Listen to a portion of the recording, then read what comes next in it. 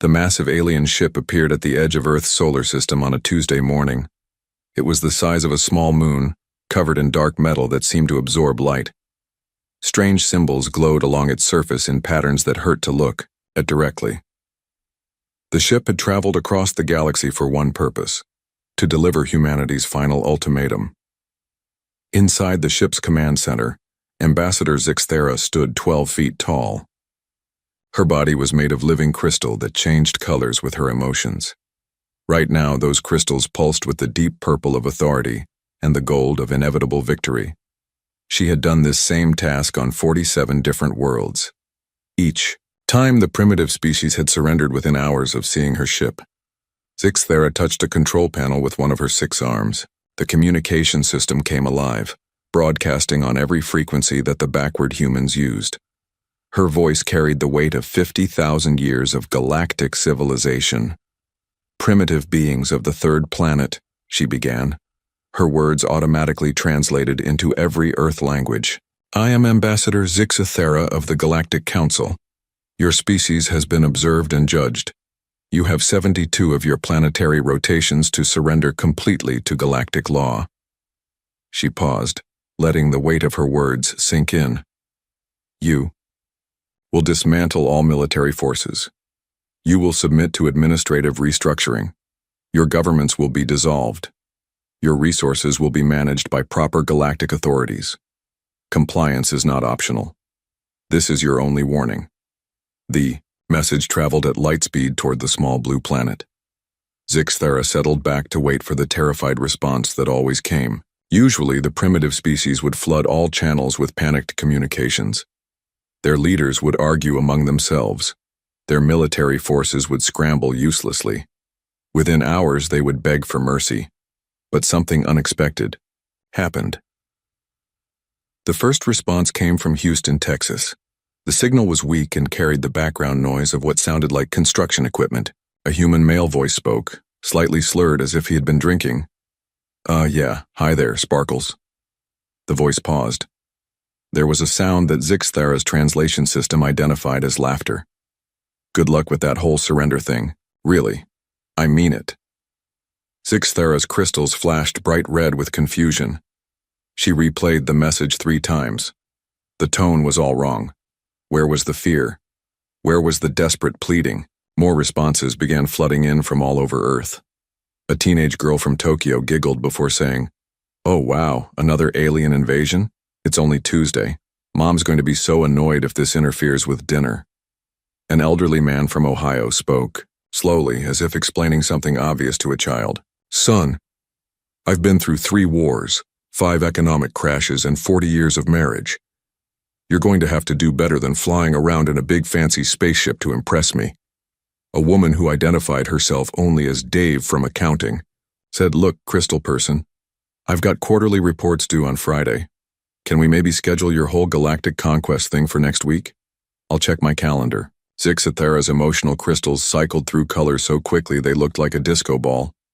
In her 50 centuries of life, she had never encountered anything like this. These humans were treating the most powerful military force in the galaxy like a minor inconvenience. She opened a priority channel to the Galactic Council's headquarters, 7,000 light-years away. The delay meant it would take hours to get a response, but she needed guidance. While she waited, more human responses kept coming.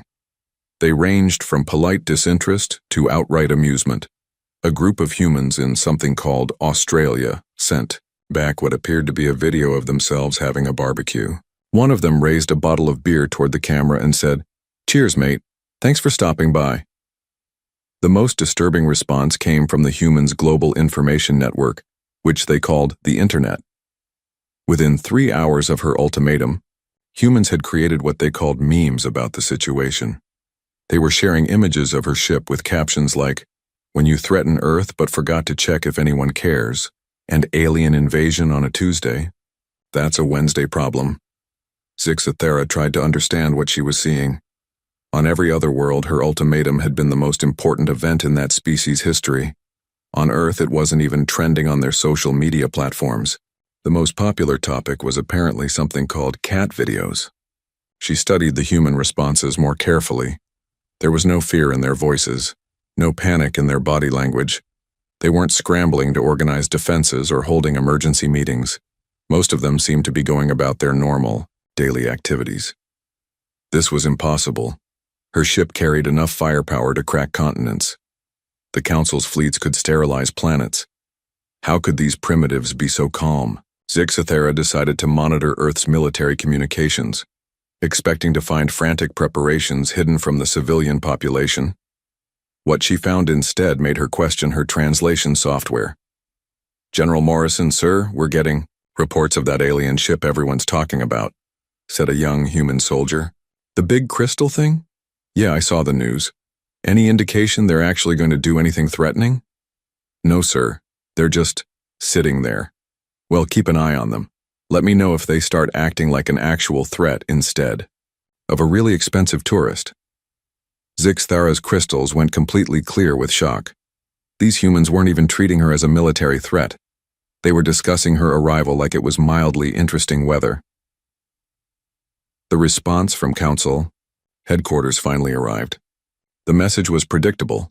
Increase pressure, demand immediate compliance, remind the primitives of their hopeless situation. Standard protocol that had worked on every world for millennia. But as Zixathera prepared to send another ultimatum, something caught her attention. Earth's communication networks were buzzing with activity, but not the kind she expected. Humans were sharing scientific papers about her ship's design. They were discussing the implications of faster-than-light travel, with the casual interest of people talking about a new car model. One group of human scientists had already published a paper titled Gravitational Analysis of Unknown Vessel, Preliminary Findings on Non-Human Engineering Methods. They seemed more excited about the learning opportunity than concerned about the invasion. Another group was taking bets on what her species looked like. The leading theory, based on analysis of her ship's design, was probably crystalline, definitely overcompensating for something. Zixathera realized she was experiencing something entirely new: doubt. In all her centuries of service to the Council, she had never encountered a species that reacted to superior force with such complete indifference. She tried one more approach. Opening all communication channels, she broadcast directly to Earth's leaders. "Human governments, you have 60 hours remaining. Your planet faces complete destruction if you do not comply. This is not a negotiation." The response came from the office of the President of the United States. It was polite, professional, and utterly maddening. "Dear Ambassador Zixathera, thank you for your recent communication regarding Galactic administration. We appreciate your interest in Earth's affairs. However, we must respectfully decline your offer at this time. If you would like to discuss trade agreements or cultural exchange programs, please contact our State Department during normal business hours. Best regards, Jennifer Martinez, Assistant Secretary for Extraterrestrial Affairs." Zixathera stared at the message. They had an Assistant Secretary for Extraterrestrial Affairs. They had normal business hours for galactic contact. They were treating her ultimatum like a business proposal. As she sat in her command chair watching Earth continue its normal rotation, Zixathera began to suspect that she might be in serious trouble. Either these humans were too primitive to understand their situation, or they knew something she didn't. Given their casual confidence in the face of overwhelming force, she was beginning to fear it might be the latter. Zixathera decided that direct observation was necessary. If the humans were hiding their true capabilities, her reconnaissance probes would find them. She launched a dozen of the Council's most advanced scouting units, each one invisible to primitive sensors and capable of analyzing entire planets in hours. The probes swept through Earth's solar system like silent ghosts. They scanned every satellite, every space station, every piece of orbital debris. What they found was exactly what it appeared to be: a barely space-capable civilization with technology that looked primitive by galactic standards. But the energy readings were wrong, completely wrong. Earth pulsed with power signatures that didn't match any known technology. The planet's electromagnetic field was subtly modified in ways that suggested massive engineering projects, but there were no visible megastructures. The humans' global communication network carried more information per second than most star systems generated in a year, yet they seemed to use it primarily for sharing pictures of small furry animals. Probe 7 descended toward what appeared to be an ordinary human city. The scanner readings immediately went insane. The city wasn't just consuming energy, it was generating it in ways that violated several fundamental laws of physics. Every building seemed to be connected to some kind of power grid that existed partially outside normal spacetime. The probe's AI tried to analyze a building marked as Municipal Water Treatment Plant Number 7. The structure appeared to contain a localized, gravitational anomaly that was being used to power water pumps. The AI ran the calculations 3 times before accepting that humans were apparently using controlled black holes for municipal engineering. Another probe investigated what humans called the Large Hadron Collider. The facility was supposedly designed to study tiny particles, but the energy readings suggested it was capable of tearing holes in reality. The humans seemed to turn it on and off like a light switch, using it to answer what their communications described as, basically, just curiosity about how stuff works. Probe 12 attempted to scan a human research facility in Antarctica. The moment its sensors touched the building's perimeter, something impossible happened. The probe encountered a space-time distortion that folded reality into shapes that had no names. For 0.003 seconds, the probe existed in 17 dimensions simultaneously before the effect released it. The probe's emergency transmission was barely coherent. Warning: humans have contained what appears to be a universe-creating event within a standard research facility. Purpose unknown. Recommend immediate strategic withdrawal. HfyStory studied the reports with growing unease. Each probe had discovered something that challenged everything the Council knew about physics, engineering, and the natural order of technological development. Yet the humans treated these impossible achievements as routine maintenance. The most disturbing discovery came from the probe monitoring human communications. The species had something called the Internet, which appeared to be a primitive data-sharing network. But analysis revealed it was actually a sophisticated collective intelligence system that allowed billions of human minds to work together in real time. And those minds were terrifying. Humans spent their leisure time creating detailed simulations of galactic conquest. They had thousands of games that modeled space warfare, planetary management, and stellar engineering. Their entertainment industry casually depicted technologies that the Council's greatest scientists considered theoretical impossibilities. More troubling, humans seemed to understand the Council's own technology better than the Council did. Discussion forums were filled with detailed analysis of the hegemony's pride's design flaws. One human had posted a complete technical breakdown of the ship's propulsion system, including several suggestions for improvements. The gravitational field configuration is really inefficient, wrote a user called Deep Space Engineer 47. They're wasting like 60% of their energy output on unnecessary dimensional stress. Also, why is their hull so thick? Are they trying to stop asteroids or just show off? Another user replied, classic authoritarian design philosophy, all appearance, no function. Bet they can't even do a proper hyperspace fold without 3 hours of prep time. HfyStory checked her ship's specifications. The hyperspace preparation time was exactly 2 hours and 57 minutes. How could they possibly know that? The probe monitoring Earth's academic institutions sent back reports that made HfyStory's crystals flash with alarm. Human universities were teaching courses on theoretical xenopolitics and interstellar conflict resolution. Students were writing papers on optimal strategies for managing primitive galactic civilizations. One paper, titled Why Most Spacefaring Species Fail, a Study in Administrative Overreach, contained a detailed analysis of the Council's governing structure. The conclusion was devastating. The Galactic Council represents a classic example of bureaucratic expansion leading to strategic incompetence. Their reliance on threats rather than incentives suggests a fundamental misunderstanding of how advanced civilizations actually operate. The paper had received top marks from the professor and was being shared widely across human academic networks. But the most unsettling discovery came when Probe 3 attempted to analyze human manufacturing capabilities. The probe detected massive, industrial operations that didn't appear to exist, factories that built themselves, production lines that existed in folded space, assembly systems that operated outside the normal flow of time. The probe's final report was almost incoherent.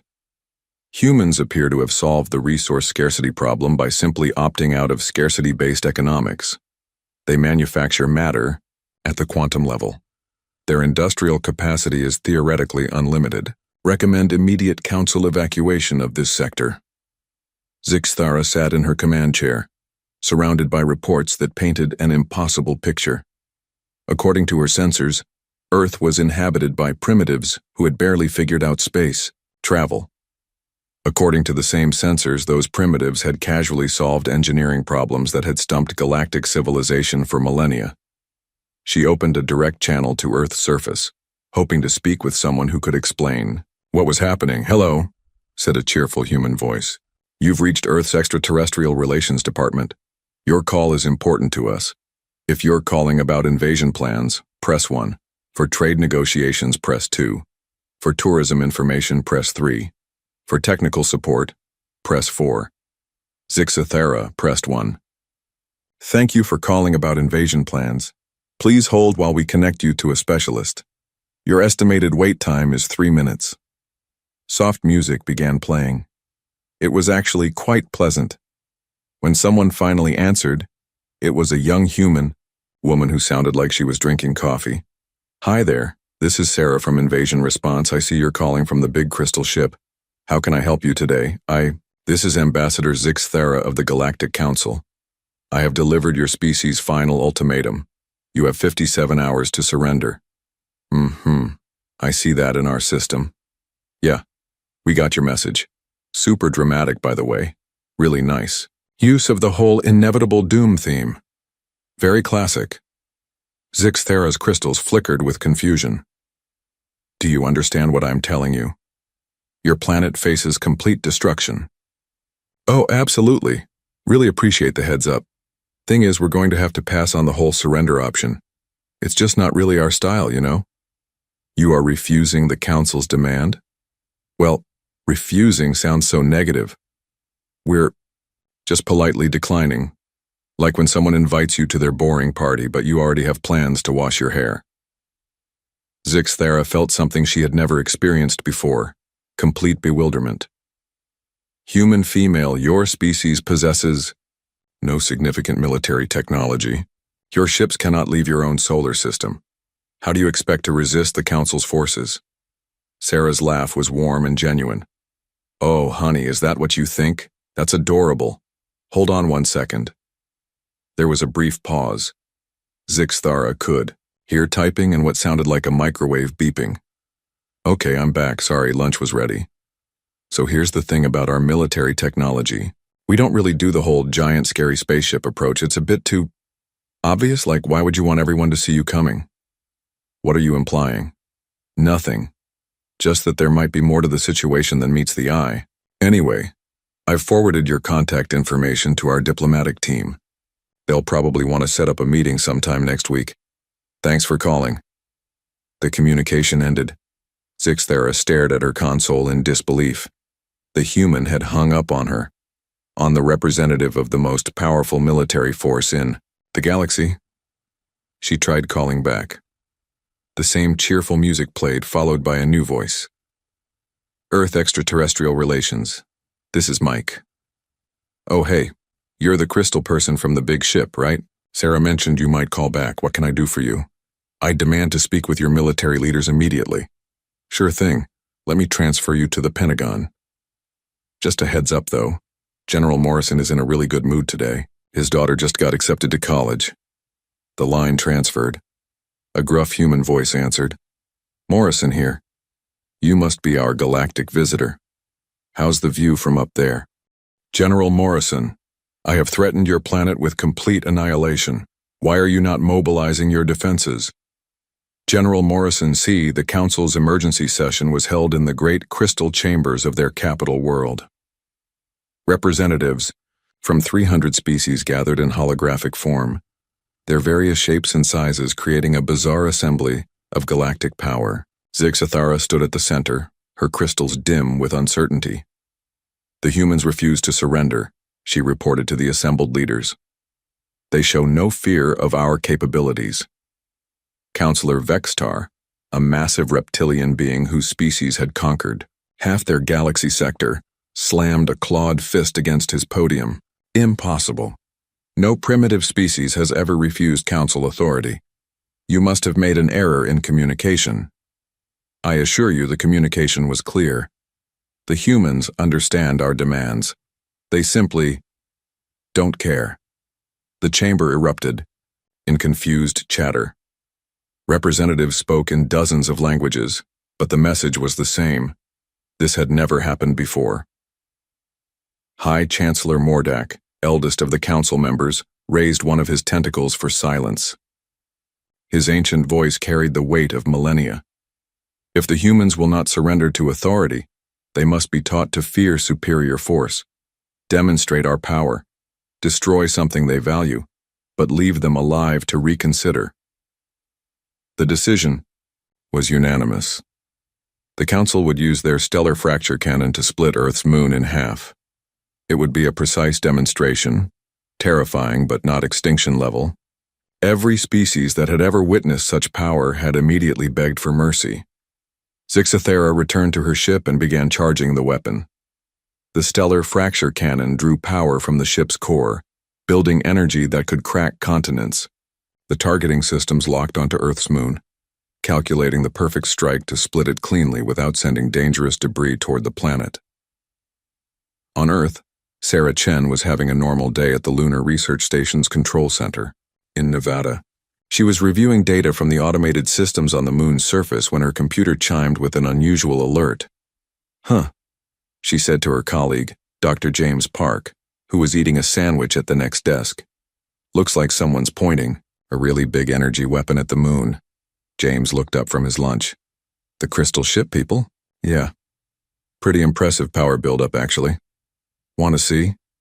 Sarah turned her screen so James could see the readings. The energy signature was massive, definitely weapon grade, and aimed directly at the lunar surface. "Should we do something about that?" James asked, taking another bite of his sandwich. "Probably. The automated defenses should handle it, but let me check the settings." Sarah pulled up another screen showing the lunar defense grid status. "Oh good, it's online. Been waiting for a field test anyway." She typed a few commands, adjusting parameters with the casual efficiency of someone updating a smartphone app. "There. Should absorb and redirect anything they throw at it. Might even give us some useful data on their technology." James nodded and returned to his sandwich. "Cool. Want to grab lunch after this? I heard the new Thai place downtown is pretty good." Across space, Zixathara watched her targeting display with satisfaction. The weapon was fully charged, the calculations were perfect, and the humans would finally understand their situation. She gave the order to fire. The stellar fracture cannon unleashed the fury of a dying star. The beam raced across space, carrying enough energy to shatter moons and crack planets. It was the Council's ultimate demonstration of power, a weapon that had brought entire civilizations to their knees. The beam struck the moon's surface and vanished. Not reflected. Not absorbed. It simply ceased to exist, as if the energy had been politely asked to go somewhere else. On her console, Zixathara watched the impossible readings. The beam's energy signature had completely disappeared the moment it touched the lunar surface. Her sensors showed no damage, no impact crater, no sign that the most powerful weapon in the galaxy had just been fired. The moon continued its peaceful orbit around Earth, unchanged and undamaged. "Sarah," James said, looking at his computer screen. "The defense grid just logged an energy absorption event, pretty big one." Sarah glanced at her displays. "Yeah, I see it. Converted about 97% to usable power, routed the rest to deep space. Not bad for a first test. The lunar facilities should have enough stored energy to run for about 6 months now." "Nice. Free power from alien weapons. I love it when a plan comes together." On the Hegemony's Pride, Zixathara's command crew stood in stunned silence. Her weapons officer, a 6-armed insectoid named Klexazak, checked his systems 3 times before speaking. "Ambassador, all weapon systems show successful firing sequence." Energy delivery was nominal, but target shows 0 damage. How is that possible? Unknown. The energy was not reflected or deflected, it simply disappeared upon contact with the target surface. Zixthara opened a priority communication channel to Earth. This time she was connected immediately to a different human voice. Earth Defense Coordination, this is Colonel Williams. I understand you just took a shot at our moon. Everything okay up there? Your defenses. How did you stop our weapon? Colonel Williams paused. Oh, the fracture cannon? Yeah, we've been tracking that charge cycle for the last 3 hours. Pretty standard stellar disruptor technology, right? We set up some countermeasures a while back, just in case someone tried to use our solar system for target practice. Countermeasures? But our intelligence indicated you possess no such technology. Well, your intelligence might need updating. No offense, but you guys aren't exactly subtle. We've been watching Council operations for decades. Nice ships, by the way. Very traditional. Zixthara's crystals flashed rapid patterns of confusion and fear. You've been watching us? Oh, sure. Hard to miss, really. You tend to announce yourselves pretty loudly when you conquer systems. Makes it easy to study your methods. That's impossible. Our stealth technology is beyond your comprehension. Colonel Williams laughed. Is it though? Look, Ambassador, I don't want to hurt your feelings, but your stealth technology is basically just fancy radar jammers. We figured out how to see through that stuff back in the 2040s. Zixthara felt something she had never experienced in her centuries of life. Genuine fear. Not fear of death or defeat, but fear of the unknown. These humans were speaking casually about technologies that shouldn't exist, discussing Council operations they couldn't possibly know about. Human? What are you not telling me? Lots of things, probably. But hey, I'm not the diplomatic specialist. Want me to transfer you to someone who can better explain our situation? Before Zixthara could respond, her ship's proximity alarms began screaming. She spun toward her tactical display and saw something that made her crystals go completely transparent with shock. Dozens of objects were approaching her ship. They weren't on any sensors 60 seconds ago, but now they were clearly visible. Small, sleek vessels that moved with impossible grace, approaching from angles that violated basic physics. Ambassador, Colonel Williams's voice came through the communication system. Those are just our diplomatic escorts. Standard procedure when we have galactic visitors. Nothing to worry about. The approaching ships were unlike anything in the Council's databases. They moved without visible propulsion, turned in ways that ignored momentum, and seemed to exist slightly outside normal space-time. Each one radiated more power than a Council battleship. Diplomatic escorts? Zixthara managed to whisper. Sure, wouldn't want anything to happen to you while you're visiting our solar system. Earth takes hospitality seriously. The escorts will make sure you have a safe and pleasant stay. As the impossible human ships took positions around the hegemony's pride, Zixthara realized that everything the Council believed about primitive species was wrong. The humans weren't primitive at all. They were something else entirely, and they had been watching the Council with the patient amusement of adults observing children playing with toys. Panic spread through the Galactic Council like a virus. Within hours of Zixthara's report, emergency fleets were mobilizing across dozens of systems. The humans' casual dismissal of the stellar fracture cannon had shattered 50,000 years of military doctrine.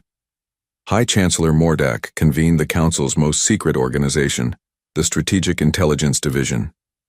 Their mission was simple but terrifying. Find out everything the Council didn't know about humanity and find out fast. The SID's cyber warfare units were the most advanced in the galaxy. They had cracked the communication systems of every known civilization. Breaking into humanity's primitive networks should have been trivial. It wasn't. The moment the first intrusion probe touched Earth's internet, it triggered responses that shouldn't have been possible. Human defensive systems didn't just block the attack. They followed it back through hyperspace, analyzed the attacking technology, and then sent a polite message to the Council's headquarters. Hi there. We noticed you trying to access our networks. That's totally fine. Curiosity is natural. But maybe next time just ask? We're pretty friendly and we love sharing information with civilizations that are ready for it. Have a great day, Earth IT Department. The message included detailed technical specifications for the Council's own intrusion technology, along with several suggestions for improvements. But the humans weren't done. Within minutes, Council communication networks across the galaxy began experiencing what their technicians described as aggressive helpfulness. Human systems were offering software updates, virus scans, and performance optimizations to every Council computer they could reach. "Your encryption is really outdated," one message read. "We've upgraded your security protocols free of charge." "You're welcome." The Council's most secure military network suddenly found themselves running on human-designed software that was apparently immune to every cyber weapon in the Galactic arsenal. Worse, the software was actually better than what they'd been using before. Admiral Klexnar, head of the Strategic Intelligence Division, stared at his screens in growing horror. Not only had the humans effortlessly defeated the galaxy's best cyber warriors, they had somehow improved Council technology in the process. "How is this possible?" he demanded of his technical staff. Chief Analyst Kexmora's 6 eyes blinked in rapid sequence, a sign of extreme stress in her species. "Admiral, the humans don't appear to use traditional computing methods. Their networks seem to exist partially outside normal space-time. They're processing information faster than should be physically possible." "What do you mean?" "Sir, they appear to have solved the computational complexity problem by simply ignoring it. Their networks process unlimited amounts of data simultaneously by existing in multiple quantum states at once." Admiral Klexnar felt his 3 hearts skip beats. "Are you telling me these primitives have quantum computers?" "No, sir. Quantum computers are what we use. The humans have something else entirely. Something that treats our most advanced technology." Like counting on fingers. The Admiral's communication console chimed. Another message from Earth had arrived. "Hey, Admiral Klexnar. We noticed you trying to hack our systems. That's so cute. We've attached some documentation about network security that might help you guys catch up. Also, we really like your ship designs. Very retro. Jenny, age 16, Seoul." The message included complete technical manuals for technologies that wouldn't be invented for another 1,000 years, written in the casual tone of a teenager sharing homework notes. While the Council's Cyber Warfare Division suffered their humiliating defeat, other intelligence units were making equally disturbing discoveries. Deep space surveillance posts reported impossible readings from Earth's solar system. "The humans have been modifying their local space," reported Station Commander Thrextal. "Gravitational fields have been adjusted. Stellar radiation is being redirected." They appear to have been terraforming their entire solar system. "Terraforming with what technology?" Admiral Klexnar demanded. "Unknown, sir. We can observe the effects, but not the methods. It's like watching someone paint a picture, but never seeing the brush." More reports flooded in. Human ships had been spotted in distant systems, but they appeared and disappeared without using any known form of faster-than-light travel. When Council vessels investigated these sightings, they found detailed surveys of galactic civilization that were frighteningly accurate. "They know everything about us," whispered Intelligence Officer Nixvala. "Ship movements, political structures, technological capabilities, even our classified research projects. They have better intelligence on Council operations than we do."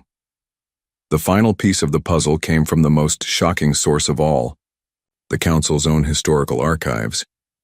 Deep in the classified files buried under layers of bureaucratic secrecy, an ancient intelligence analyst found a reference that changed everything.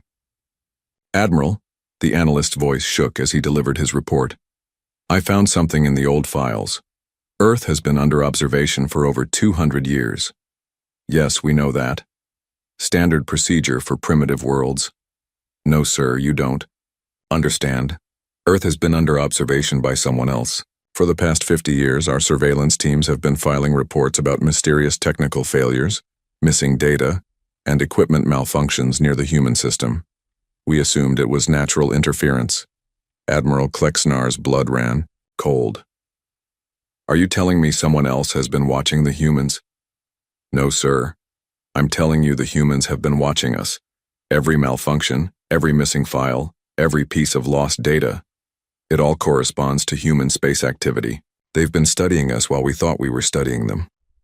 The Admiral accessed the files himself. The pattern was undeniable. For decades, Council surveillance operations near Earth had suffered subtle failures. Data would disappear, sensors would malfunction, and teams would report strange readings that were always dismissed as equipment problems. But viewed together, the incidents formed a clear picture. The humans had been systematically intercepting Council intelligence operations, learning everything they could about galactic civilization while carefully remaining invisible. "They've been playing us for decades," the Admiral whispered. A new message arrived from Earth, this one addressed personally to High Chancellor Mordak. It was signed by something called the Earth Diplomatic Corps. "Honored Chancellor Mordak, we understand there may be some confusion about the current situation. We'd like to invite a small Council delegation to Earth for informal discussions. Nothing fancy, just coffee and conversation. We think there might be some mutual misunderstandings that could be cleared up pretty easily. We've taken the liberty of preparing some background materials that might be helpful. Looking forward to hearing from you. Ambassador Chen, Earth Diplomatic Corps." The attached background materials were a complete analysis of Council governmental structure, military capabilities, and strategic weaknesses. The report was more detailed and accurate than anything in the Council's own intelligence files. But what made Admiral Klexnar's blood freeze was the date on the report. It had been written 15 years ago. The humans had been quietly analyzing the Galactic Council for over a decade. They knew exactly who they were dealing with, and they had been preparing for this moment long before the Council decided to contact them. High Chancellor Mordak read the report in his private chambers, his ancient mind struggling to process what he was seeing. The humans had identified every major flaw in Council operations, predicted their expansion strategy, and apparently developed countermeasures for every weapon in the galactic arsenal.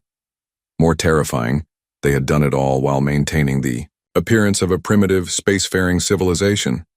"How long have they been watching us?" he wondered aloud.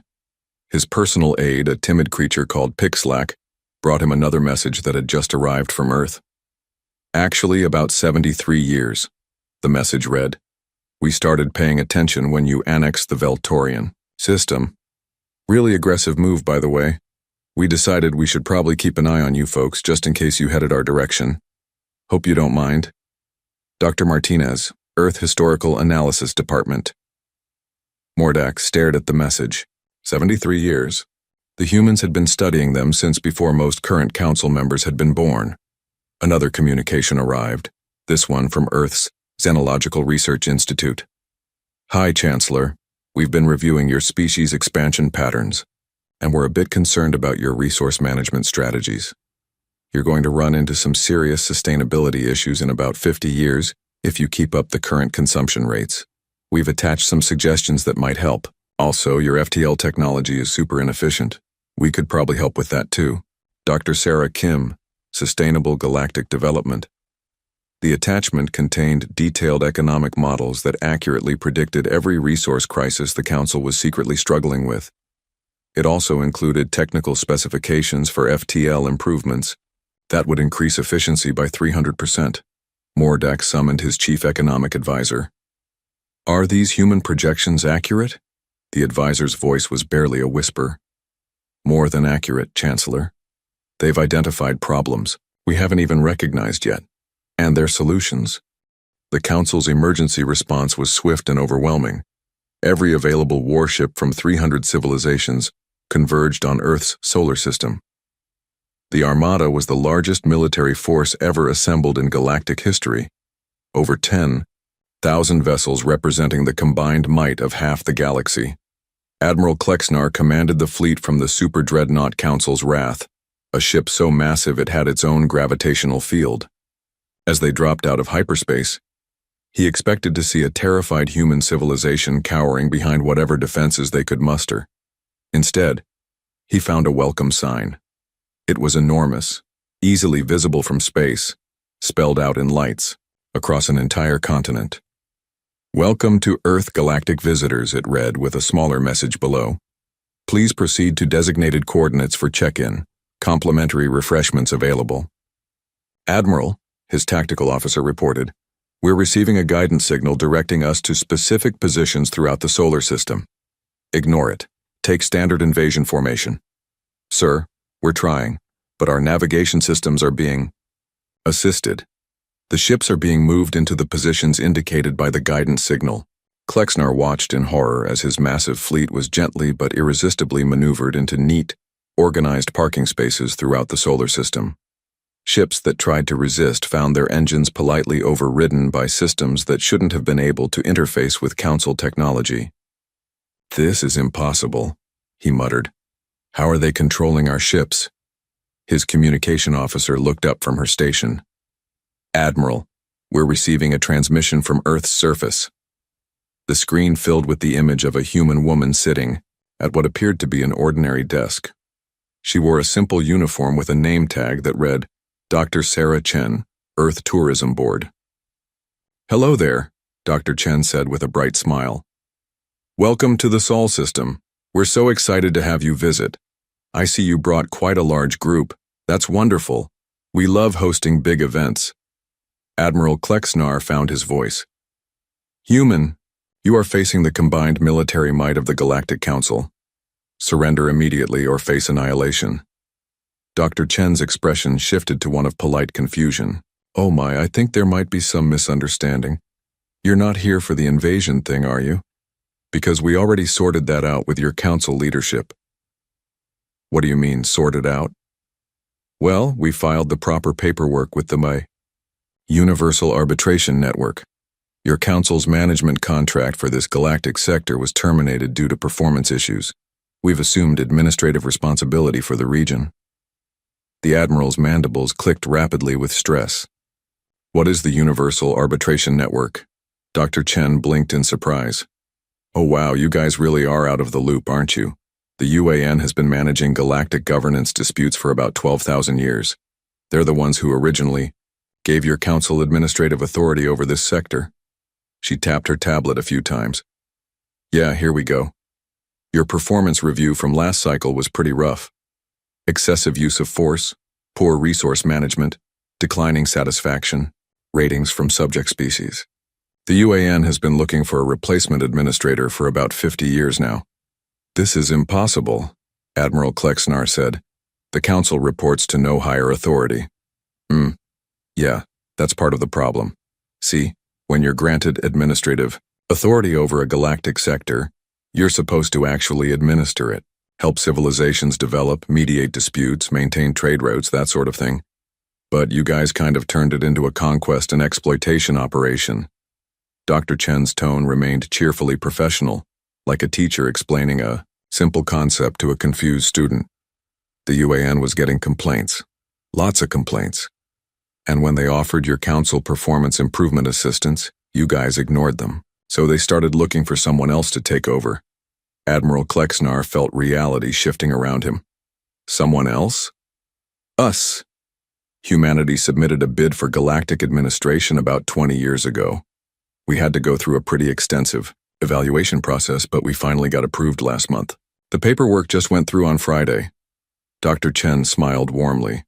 Which brings us to why you're all here. According to Universal Administrative Code Section 47B, outgoing management is required to participate in a peaceful transition of authority. That's what this is. A transfer of responsibility ceremony. The Admiral's communication system chimed with an incoming message from Council headquarters. "Hi, Chancellor." Mordak's ancient face appeared on screen and he looked like he had aged several centuries in the past few hours. "Admiral." Mordak's voice was barely a whisper. "Stand down immediately. Do not take any hostile action." "Chancellor, what are your orders?" The humans were telling the truth. The Universal Arbitration Network exists. They've been managing galactic affairs since before our civilization achieved spaceflight, and they've terminated our administrative contract. Mordak held up a crystal tablet. "I've just received formal notification. The humans have been granted full administrative authority over our sector. We are now classified as a transitional client species under their management." Dr. Chen nodded sympathetically. "It's always hard when administrations change. But don't worry. We've got a really good transition plan. Most of your species will probably find the new system much more comfortable. She gestured to something off-screen. We've prepared orientation packets for all your crews. They include information about the new administrative structure, benefits packages, and retraining opportunities. Retraining? Admiral Klexnar asked, weakly. Well, your current skill set is pretty limited to conquest and intimidation. We're thinking more along the lines of peaceful development, conflict resolution, maybe some infrastructure management. Much more fulfilling work, really. Across the solar system, Council ships found themselves receiving detailed packets of information. The documents outlined a complete restructuring of galactic civilization based on cooperation rather than domination, economic models that eliminated scarcity, conflict resolution systems that made wars obsolete, technology-sharing programs that would advance every species by centuries.